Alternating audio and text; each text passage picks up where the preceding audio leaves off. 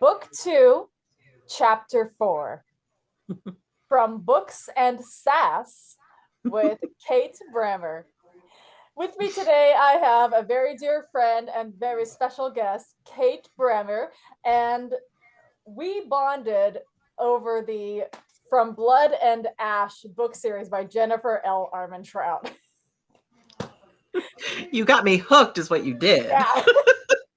Oh, Castile my heart. Oh, No, we bonded over puns. that's true. That's Yeah. very true. Yeah. Puns and bad jokes. Yes. There's not a day when that goes by when we don't send each other dad joke memes or bad puns. hmm Yeah. Some friends get cat videos. Some friends get frog videos. You Mm-hmm. get my bad jokes. Yep. And you get mine. Exactly. Oh god, it's been a while since I made a good pun. Like I've been just so punned out for the last Oh, while. Yeah. I miss that's not puns. good. I No. need to actually go back to doing what I did. I used to, on Instagram, I always used to put like a dad joke, bad joke up like once a day, and I stopped Yeah. doing that. I need to actually get back to that. Or you could try something new, because here's what I don't like going back to doing things because you can't reverse time. So you can do something similar than what you did before, but you can create something new from it. Not a bad idea. Yeah. I will have to think on that. Yeah.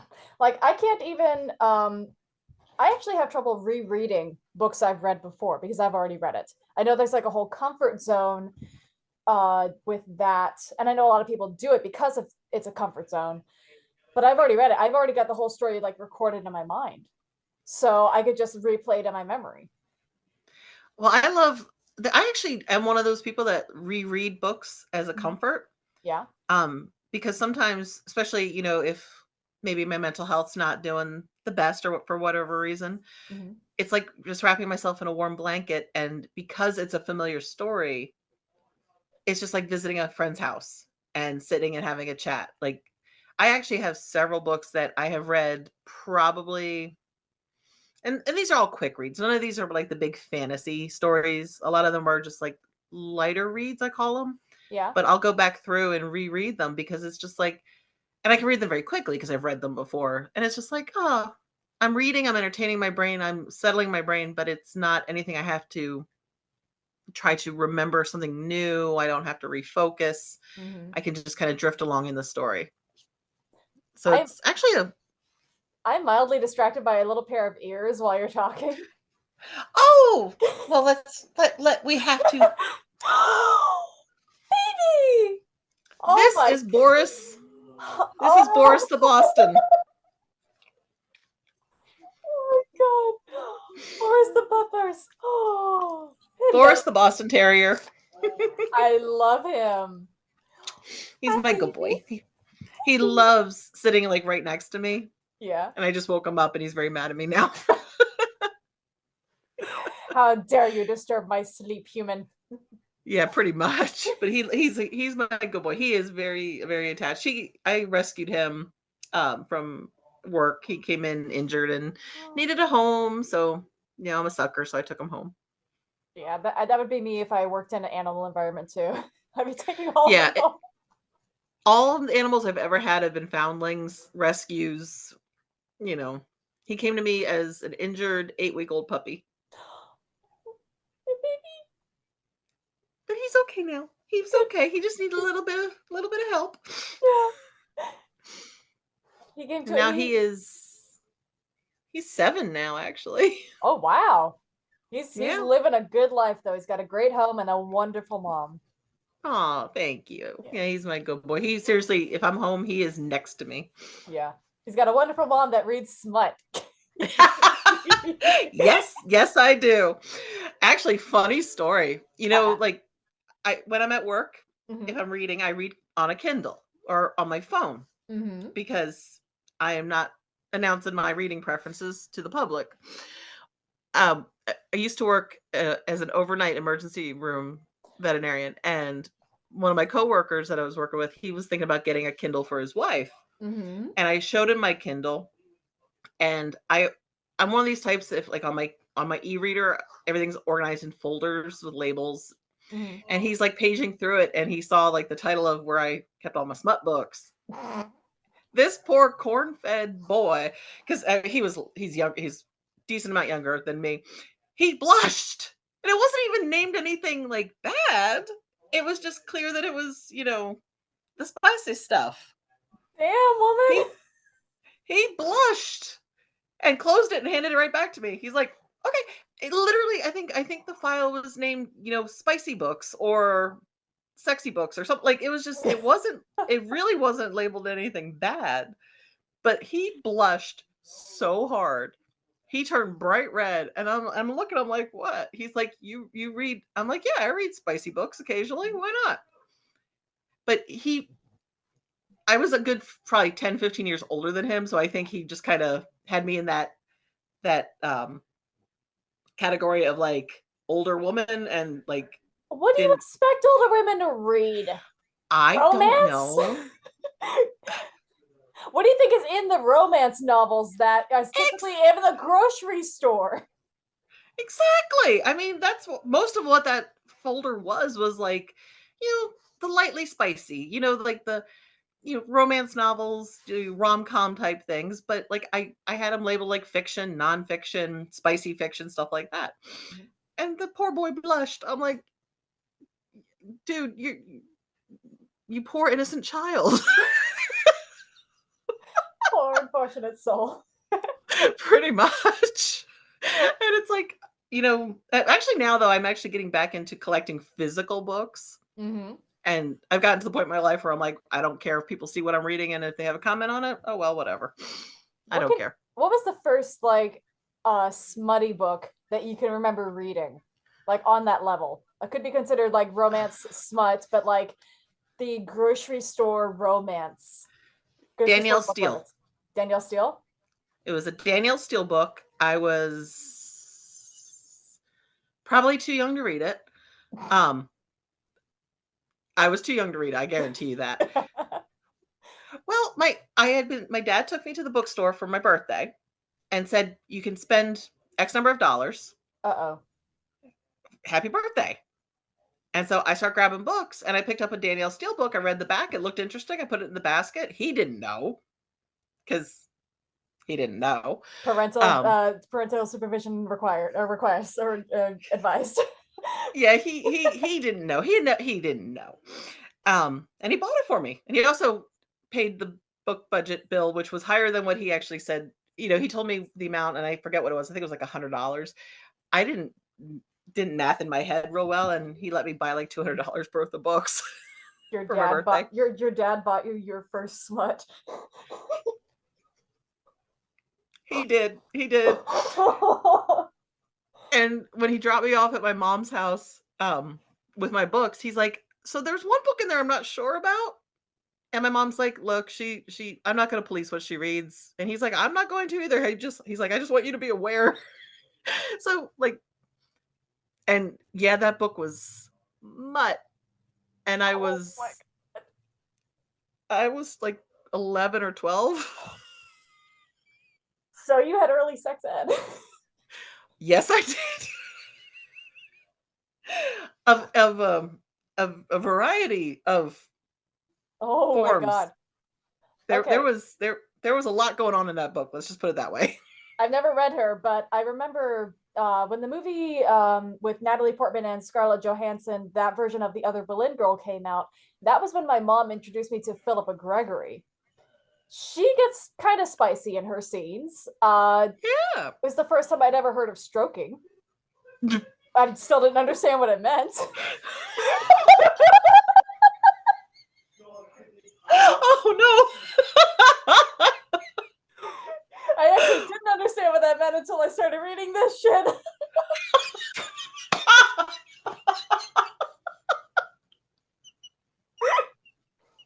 I must have been what? Oh God, when did that movie come out? Hold on, now I gotta Oh. that because I remember that I'm reading that book, The Other Berlin Girl. Oh my gosh. The Other Berlin Girl. Oh God, that was 2008. That was when I was 14. Whoops. Yeah. Then again, I wasn't an actual not I don't want to say I'm a stranger to spicy scenes because one of the earliest movies I can remember watching was Titanic. Oh, draw Oh, me like a French girl.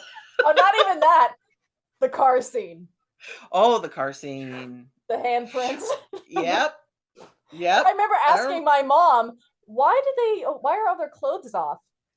And and her only answer was because they got really hot.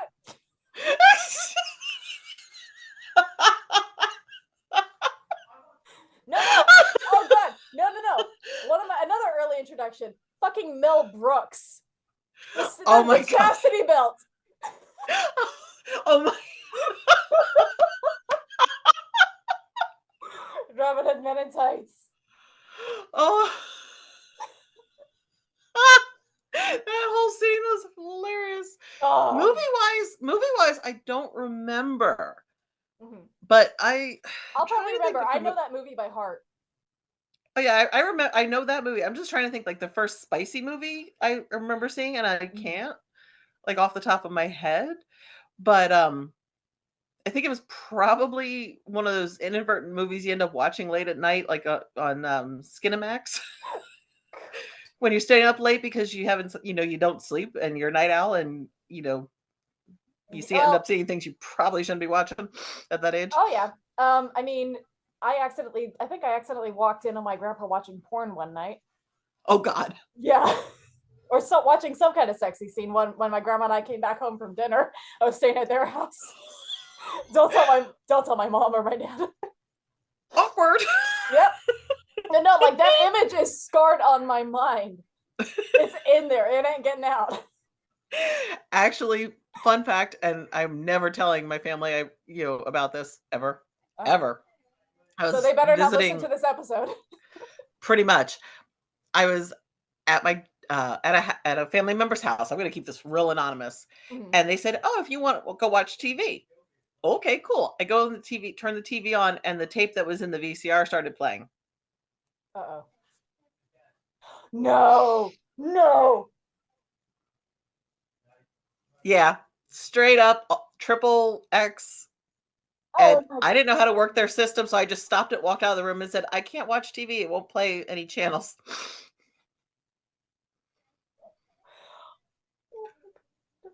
Oh. Yeah, I talk was about awkward. I had a flashback from when I was younger to do you remember Blockbuster? Do you guys still have a Blockbuster in your area?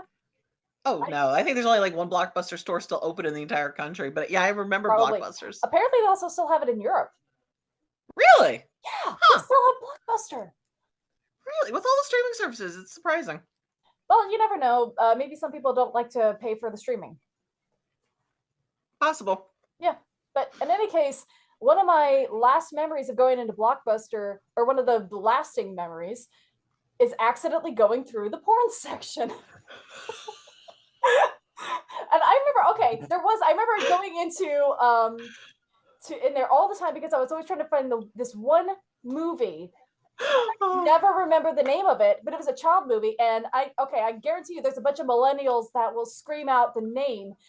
I know it now because I found it years later when I was in high school. It's called Magic in the Water, and it was about a kind of Loch Ness monster type creature in the U.S. oh, that's kind of cool. Yeah, and all I could think was all I could remember. And this is a whole childhood flashback because of how frustrated I was trying to find this movie. It's all I could think to describe the plot was it's about a monster in the water, monster in the lake with Oreos. Because Oreos played a huge part in that movie.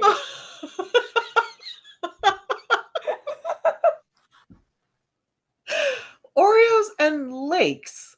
Huh, okay. Okay, because the creature itself, I think they called it Orgy or something like that. Oh, okay.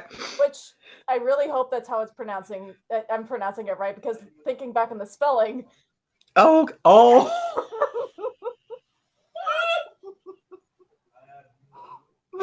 Oh no. Oh I mean, dear. yeah, yeah. Oh god.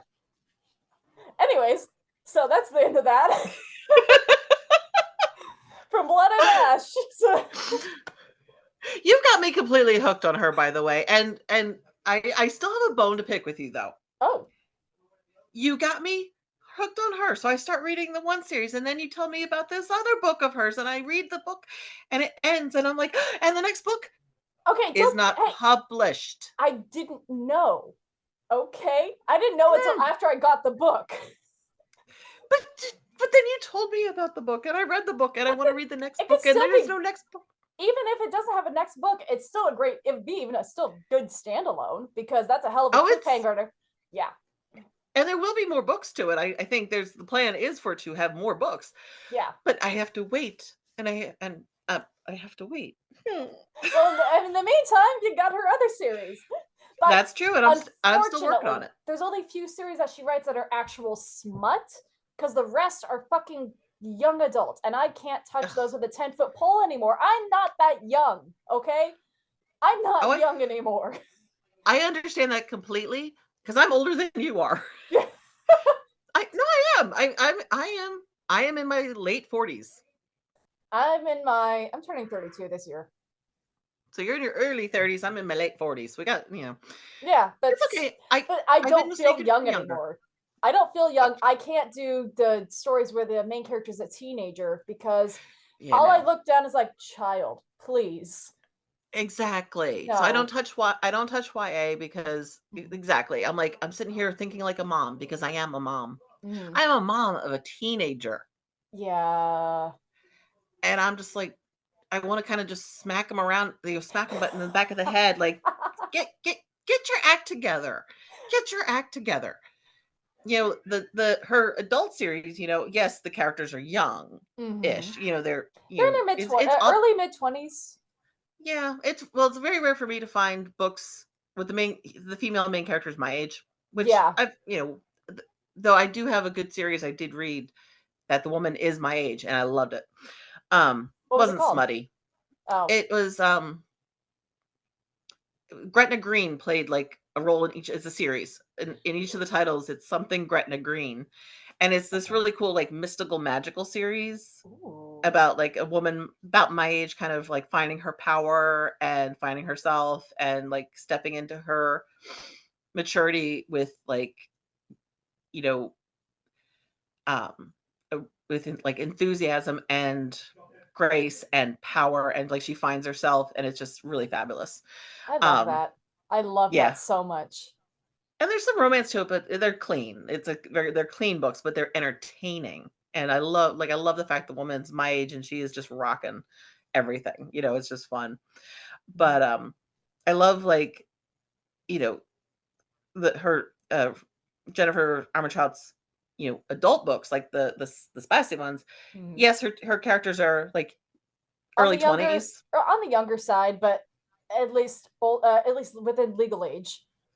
Yeah, they're old enough and they're mature enough. Like the way they're Mhm. written, you're not reading about a child trying to be an adult. You're reading about a younger adult Mhm. trying to do the impossible or survive the impossible Mhm. or, go through these epic adventures, and you don't feel like you want to strangle them with their own hair because they're being ridiculously immature children.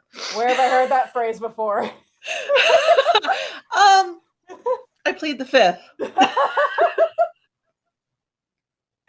But like yeah, no, this character Poppy is, she's a pure innocent girl, but that's no fault of her own because of the environment in which she was basically held hostage, not even raised. Yeah, I Yeah. mean the way she was cloistered and Yeah. abused while she was cloistered too. Yeah, and all that That they got away with that, and there Yeah. wasn't anything to Well, be done until until spoiler alert, until Hawk takes charge. oh yeah. And the I love way that him. he does it, oh, I know. I know. Like oh, I'm loving this book series. The problem is I have so many books I'm trying to read that it's slow going to. But yeah, I love how she's written because she like she's finding herself, she is finding her voice, mhm. and she is putting her foot down and like coming into herself. And I love that so much. And I love that he lets her. Yes, and that's why I love these. This is one of the reasons why he's one of my favorite fictional men, because although he can be a cocky bastard, which is what we love about Oh him, yeah. yeah, Oh yeah. and he is. He will protect her if she needs saving, but he will let her fight her own battles. In fact, he'll make a fucking competition of it. There's a I whole know. scene where they're fighting off the monsters, and he's like, "All right, let's see which of us can get the bigger kill count." Exactly. And I love that. He doesn't try to shove her behind him and hide her away because she had enough of that for the first, part of her Yeah, life. yeah, He lets her, you know, fight her own battles and become her own person and make her own choices, even if those choices would hurt him and like his goals. yeah. He lets her. I love that so much. That's why I absolutely adore him. Like he is very much one of my favorite fictional men. Yeah, and even in the heat of the moment, he still waits and asks for consent. Exactly. Oh my god, that is so Yeah. oh, I love that Okay. because I oh, I read a book recently, or I'm still trying to read it, but there's a scene where the guy, they're it's their first time together, but he ties her up the very first time. Yeah, ties her hands to the thing, and then he pleases her. But the part that I didn't like was that he did it without asking first. And even though she ooh, was into it, it's like, no, no, no, no, hold on, hold on. Look, even if they heat in the moment, please ask first. Ask for consent. You don't know if someone might not be into that. If a guy tried to do that to me, I'd be using the thing to strangle him for self defense and then leave the room. exactly. First off, ropes, like tying somebody up, that's not a first encounter sort No, of thing, not unless not it a is first time clear. thing. That is not a first time thing. And that is something that is very should be very, unless you very clearly spell it out beforehand. Yeah, Like any sort of thing like that is very much a communication thing. yeah. But it's consent is so vitally important. It doesn't matter how long the relationship is. Like I've been married over 20 years now. Mm-hmm. I have been married since 2003. So I'm celebrating 22 years of marriage this year. And thank you. And my husband and I still operate on the constant basis of consent. Thank Like you. we know each other obviously better than anybody else in the world, but we still attune into each other and ask for consent, ask for permission, especially it's important. Doesn't matter how long the relationship is, consent is freaking vital. It Thank you. is absolutely. And I have known people that don't understand that boundary and mm-mm, Mm, you just you, you have to get consent. And one of the yeah. things like in some books I've read, I've actually DNF'd them because did not finish them because I'm reading it and all of a sudden, the characters are having their first spicy time. Mm-hmm. And I'm like, and it reads like she's not into it. And he keeps going until she is into it. And I'm like, toss, Nope. because there's a lack of consent and Mm-hmm. it just, That's I, not I how it will, works. exactly. I toss those books. I don't finish them. I can't. I'm like, no, Yeah. consent is too important. The one relationship I have been in, I haven't been in a relationship since high school. And I can still remember he never once asked for consent to do anything with me. He never even asked to kiss me for the first time. He never asked permission to like touch my knee, which I'm actually kind of sensitive about right now because anytime a guy has tried to touch my knee, it's usually an indication of sexual interest. And it's always been guy friends that try to do that. And I'm like, okay, hold on a second. No, I'm not comfortable with that. Um, but like he never even asked to touch my chest for the Hmm. first time, and I didn't even know he was doing it at first because my bra was so thick I couldn't feel it. But Hey, yeah, no, probably a good. but here's the thing: when I caught him doing it, we were in the middle of making out, and I looked down, and I realized he's doing it. I was like, I pulled his hand off. I'm like, you got to earn another 6 more months for that. Because that was the only way I could try laughing it off, but at the same time, it's like I'm not comfortable with this. The only thing I was comfortable with, I look it back, and the only thing I was comfortable doing at all with that relationship was hugging. It was the kissing was not good. The cuddling always made me feel really nervous. I wasn't ready for anything physical beyond that. I was still very young. I was 17. I didn't want to do any of that stuff, even though he was Yeah. yeah. So I wasn't ready, and I'm glad that I actually broke up with him a week later after the boob grab. Good for you. Yeah. Last time, well, the only time, the funny story, when I was, Oh, junior I high, apologize though if that was triggering for anyone in the audience. If anyone else same has, yeah, apologies. yeah. But like, but it does bring us back to the point that that's the importance of communicating consent. Exactly. It is beyond vitally important. Like, and even in non-spicy ways, it's important. Yeah. Like, this is actually a big thing, because like I mentioned, I'm a mom Mm-hmm. and my son is currently 16, about to be 17 soon. Holy crap. How did that happen? Hug. I'm giving you a hug right now. Thank you. Time flies. But like we've always given him his consent. Mm-hmm. Kiddo, do you want a hug? Yes, no. It's always been, even because yes, he's a child, but he still has agency. Exactly. So, hey, kiddo, would you like a hug? No, okay. Do you want to when he was real little? Do you want us to tuck you in? Mm-hmm. Yes, no. It doesn't matter what the situation is. Relationships require consent. Yes. Absolutely. Mm-hmm. It's one of those basic human decency things that like a lot of people I think sometimes forget about, and it's important, especially if you've at had your consent ignored or removed at some point in your life. It's Yeah. something. Yeah. And another thing why it's also so important to for authors to integrate it into their writing, because this is what Absolutely. you never know if it's a young mind that could be reading this. So that's also Exactly.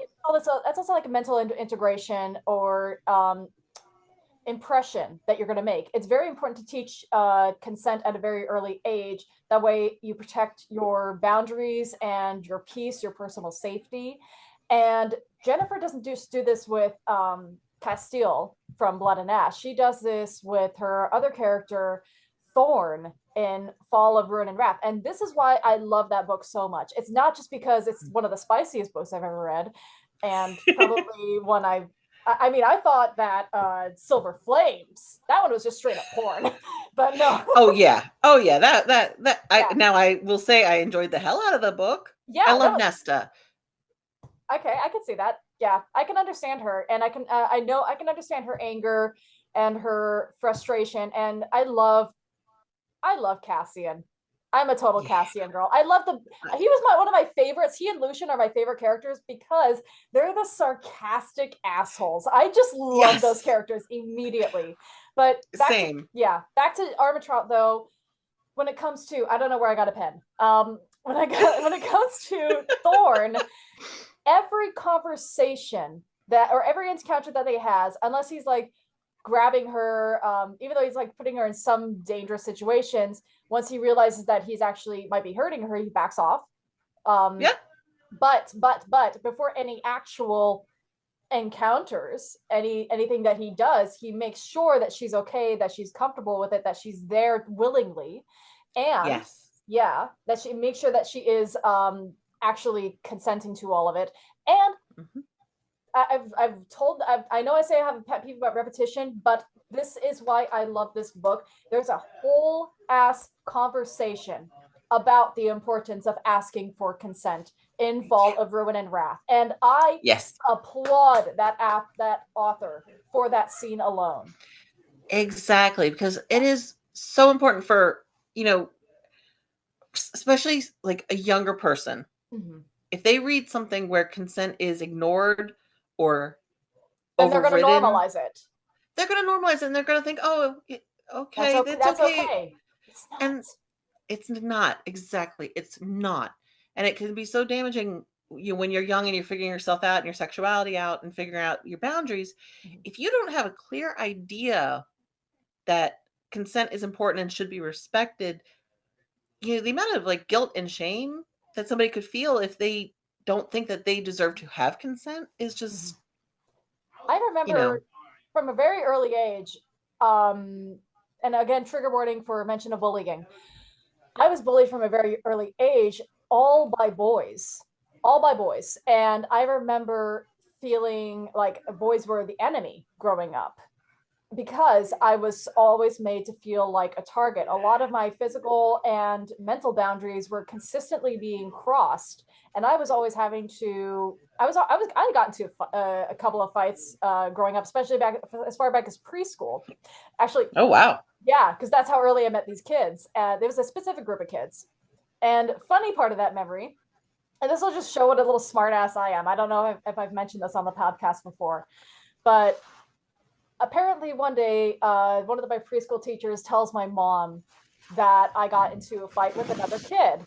And my mom, being my mom, she's the gentlest loving soul, and she tells me, Erin, we do not hit our friends. And apparently my response was, it's okay, mom, he wasn't my friend. I love it. But I love it. and then we're also, let's hit the topic of that discussion, that saying, if he's mean to you, it's because he likes you.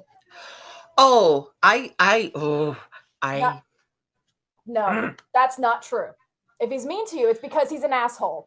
Okay. And he thinks he can exactly. get away with it. And I remember someone telling me that at a very early age because I was getting so badly bullied by these other boys. Like one of them threw a fucking rock at me and I had a little bit of internal bleeding.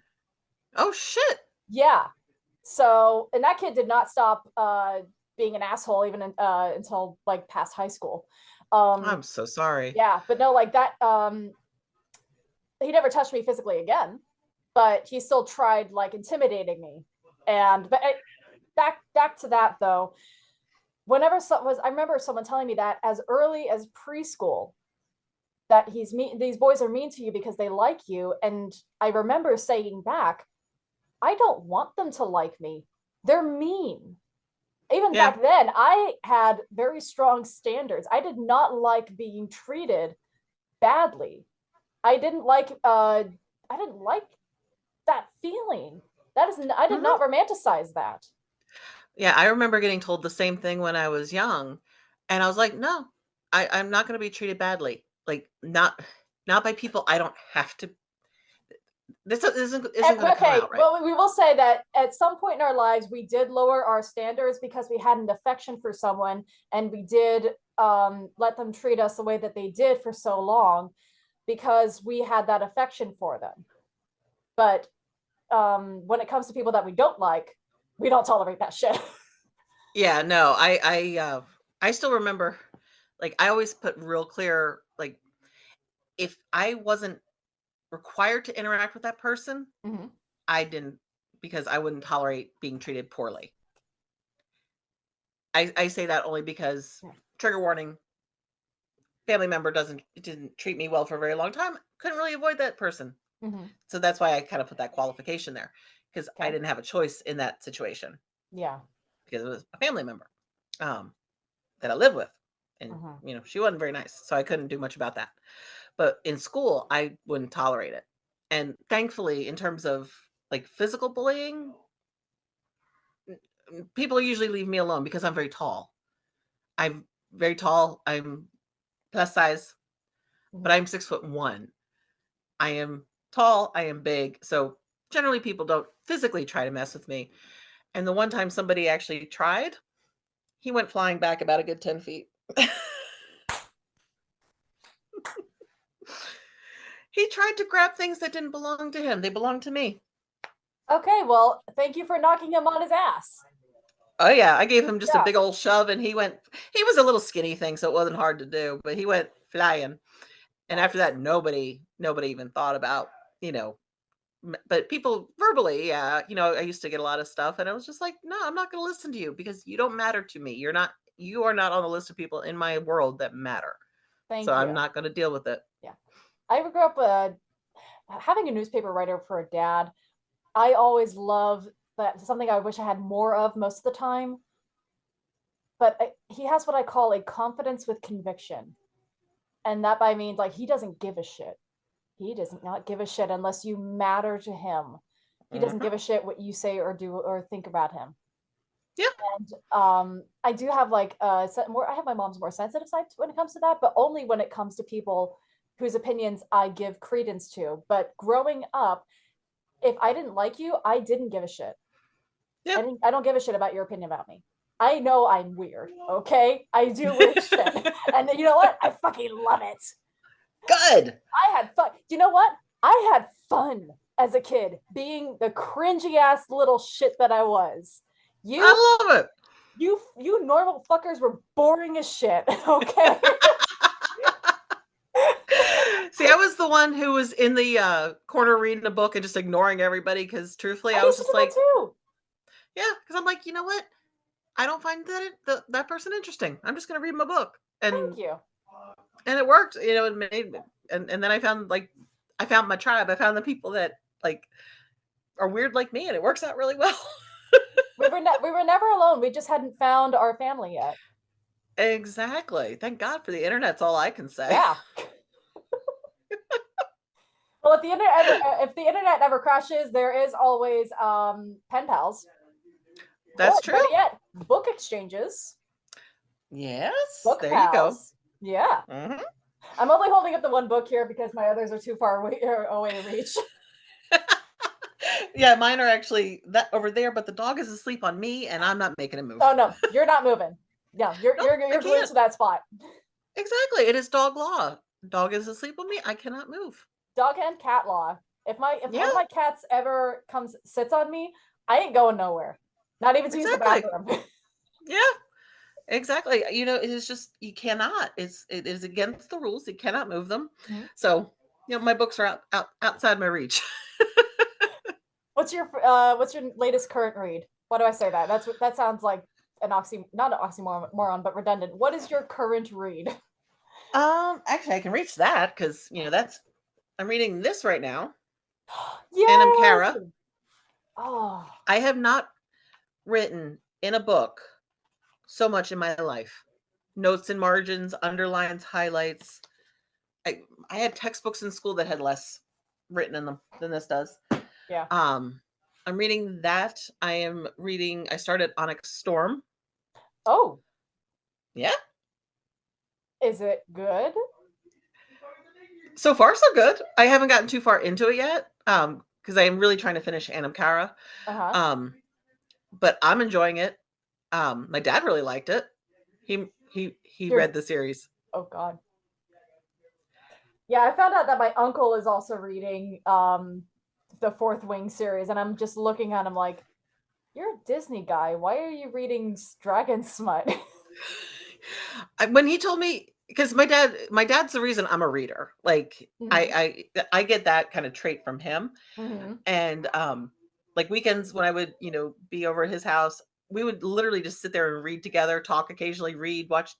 Like I would bring books. He said we bonded over books like my entire life. And so we were sitting down, and he's like, "Oh, have you read Fourth Wing?" He's like, "I'm looking for something new to read." And I was like, "I have. It's good." He's like, "I'm like, it is spicy. I don't know your comfort level with that." I said, "But it's a good fantasy read." He's like, "I'm going to give it a try." Next thing I know, he's got Onyx Storm, and he texted me when he finished, "I'm not done yet." I'm like, "No spoilers, Dad." He's like, "Oh, sorry." But he Oh liked God. it. But yeah, we bond over books. He tried to get me to. He got me into reading something that he recommended. I couldn't get into it. I tried. I got like 80% through, and I'm just like, it was a slog. So I'm like, Yeah. I do struggle to get my parents to read anything that I read. I don't want my mom reading my kind of the smutty stuff. Because here's the thing. I remember trying to get her to read Twilight back in the day. And Oh my god, all she could say to that was, "Why is she so obsessed with this Edward boy?" she had a point. Yeah, and I mean, I know a lot of parents were skeptical about that series, but then I was a twihard growing up. But Now I liked Twilight. Now, granted, it came out. I was obviously much older, mhm, but I enjoyed it as the fluffy little fantasy thing that it was. I mhm, did because mhm. I'm kind of like, all right, I kind of enjoy what she's trying to do.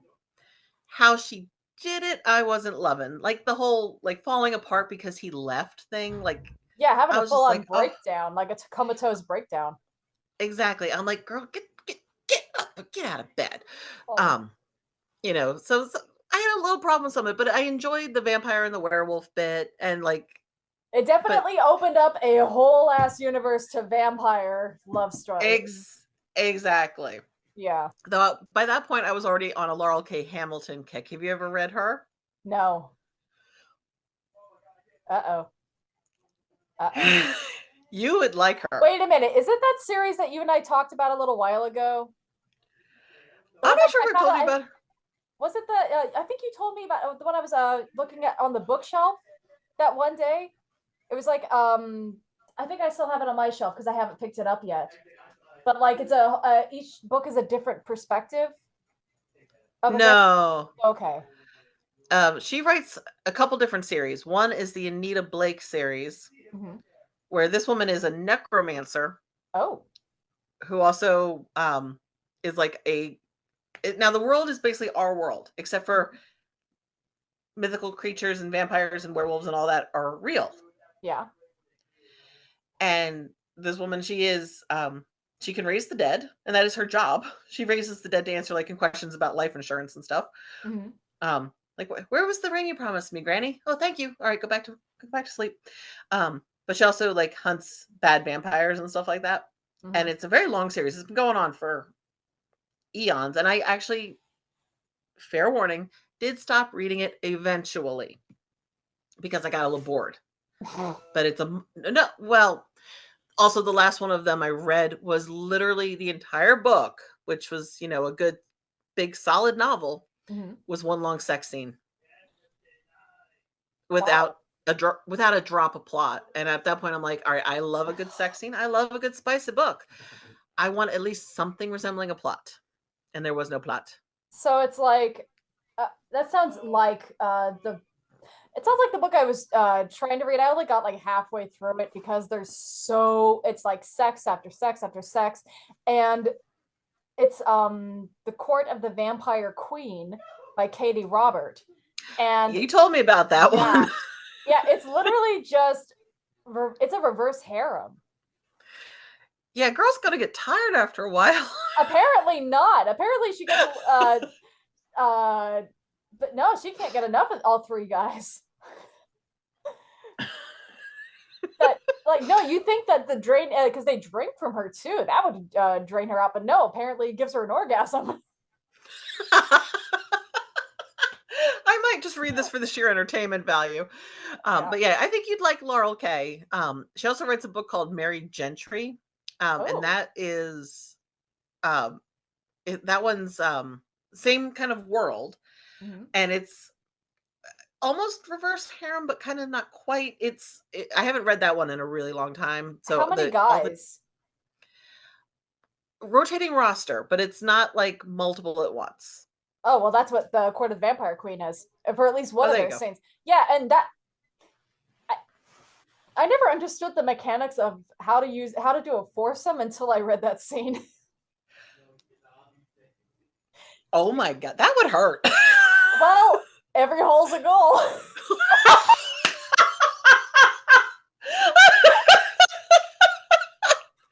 One, two. I'm running out. I'm running out. I'm like 1, 2, 3. I'm not gonna point.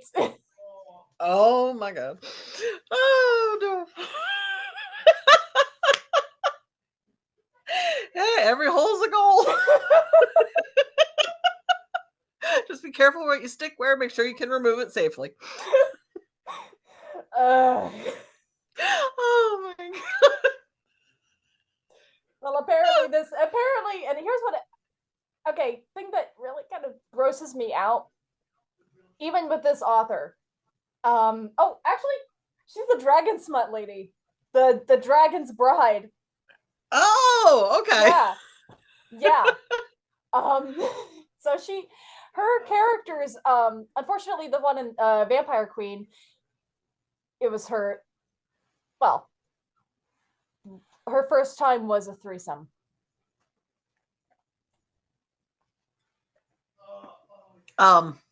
No thanks. No.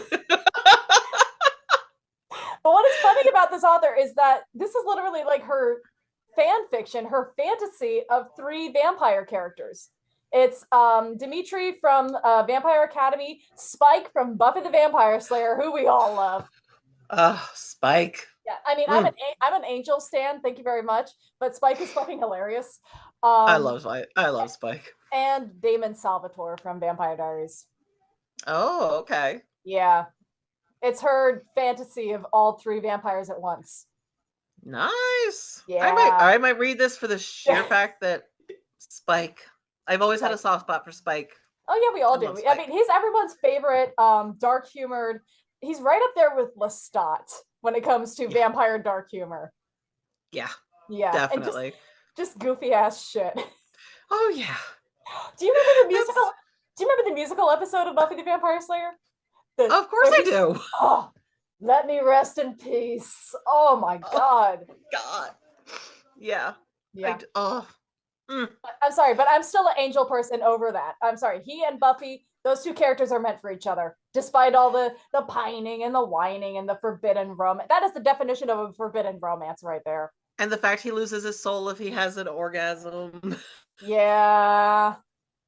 Poor Angel. Well, it's not necessarily if he has an orgasm. It's technically it's true happiness. True happiness. And he only ever found that with Buffy. Because of how much he truly True, but unfortunately in his case, but that was sad though, because he had orgasm and lost his soul. And sex is fun. Sex to can you imagine that was just like okay. And how he was alone you're when gonna it exist happened. forever, but if you have he was alone when it happened. That was fucking heartbreaking. I know. And the only time they do it again, the only time they do it again is when it's in his show, and they have to do it in order to get Angelus to give them a piece of information, which they were never going to get in the first place. I'm sorry, but that was just bad writing. That was just bad writing. No, you're just bringing back the villain to bring back the villain because you're running out of ideas for drama. And pairing him up with Cordelia. Yeah, Angel went on a little too long. Pairing him up with Cordelia, what the fuck was that? I know. Angel, I'll be honest, I just went on a rampage. I just went on a rampage there. I enjoyed it because I agree with you. I got so disappointed. They limped that show along too long, and they kept doing weird stuff, and it was just like, okay, just please stop. Just stop. Just end it, please. It dragged on too long. And then they ended on a fucking cliffhanger with a fucking dragon. I know. And his last line is, you guys do your thing. I call dibs on the dragon.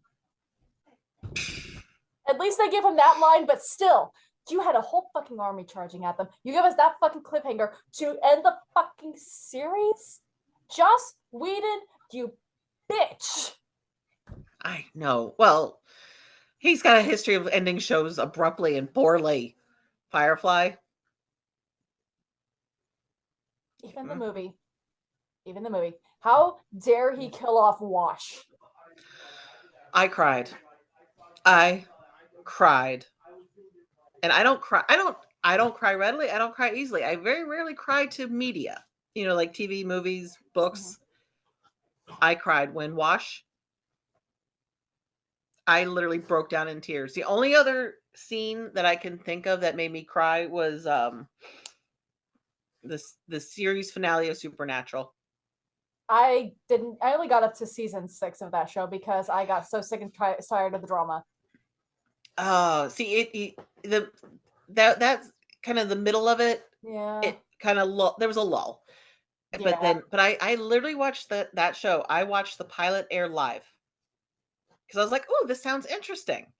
So I turned on TV, watched it, and I was like, oh, I like this show. So I literally watched that show from beginning to end for 15 years. So when that show ended, I could see what was going to happen. And my husband could see what was going to happen. He went to the kitchen. He brought me a beverage.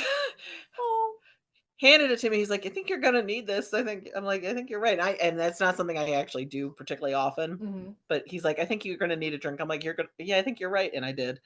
And when that show ended, I bawled like a baby. Like literally bawled like a baby. It was Yeah. I But I can't had been remember the in last time a movie or TV show really got me to that emotional point. I've always just gotten annoyed when it gets to soap opera mode. Like even one of my favorite shows, Poldark, I had to power through the last couple of seasons because it was on soap opera level drama, and that annoys the shit out of me. Like I need yeah. good drama to keep me hooked, even though it is a total melodrama, but it's Aidan Turner, and yeah, you can't not get enough of that guy.